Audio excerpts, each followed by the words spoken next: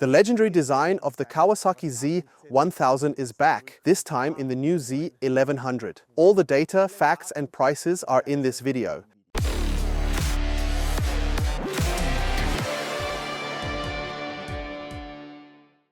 And with that, a warm welcome to 1000 PSTV. I have already announced it. The design of the Z1000 is back. Kawasaki has presented the new Z1100 and it now takes its place in the Kawasaki Super Naked family, above the Z900 and below the ZH2 SE. It might sound a little strange that Kawasaki is squeezing another bike in between these models, but according to Kawasaki, customers have been asking for the return of the Z1000, now in the form of the 1100. Looking at the history, the Z1000 was produced until 2020 and then it was discontinued due to the Euro regulations. That left a gap for Kawasaki fans. Yes, the ZH2 with its absolutely amazing and legendary supercharged engine did arrive. A truly dreamlike motor, but its design may have felt a little bulky. Maybe Kawasaki had to set it up that way so the intake system would work properly, whatever the reason may be.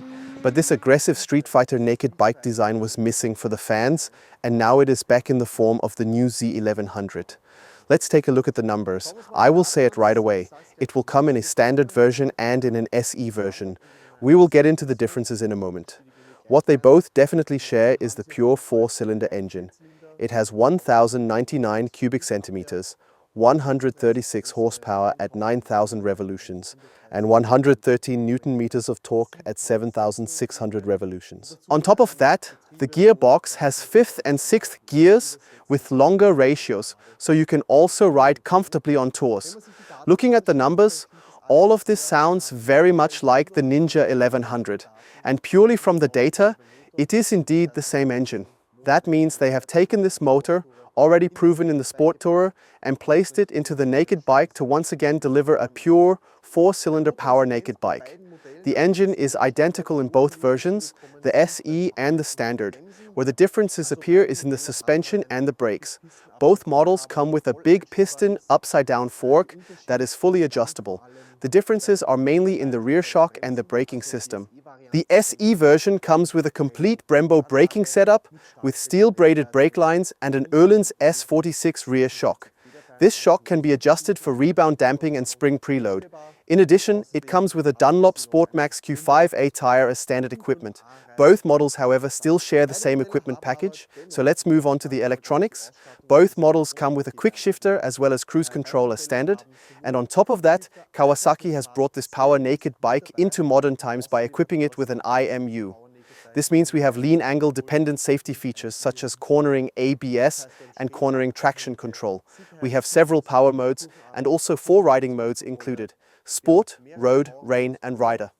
Before we get to the prices and market positioning, let's briefly talk about ergonomics. The handlebars have been lowered and widened. The handlebar is 22 mm wider and 13 mm moved forward.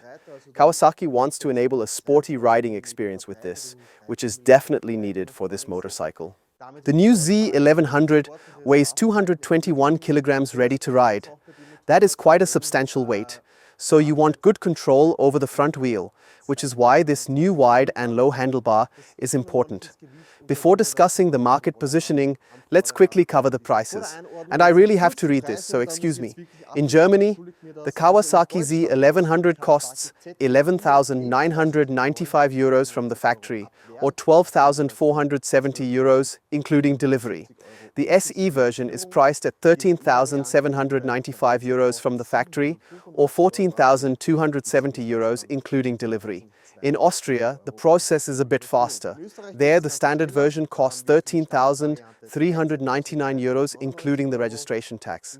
The SE version costs 15,199 euros, including the registration tax. We do not yet have the prices for Switzerland at this time, but as already mentioned, I want to put the bike into market perspective. If you look at the Japanese 4-cylinder naked bikes in this class, these classic power naked bikes, the Kawasaki represents the middle ground in Austria.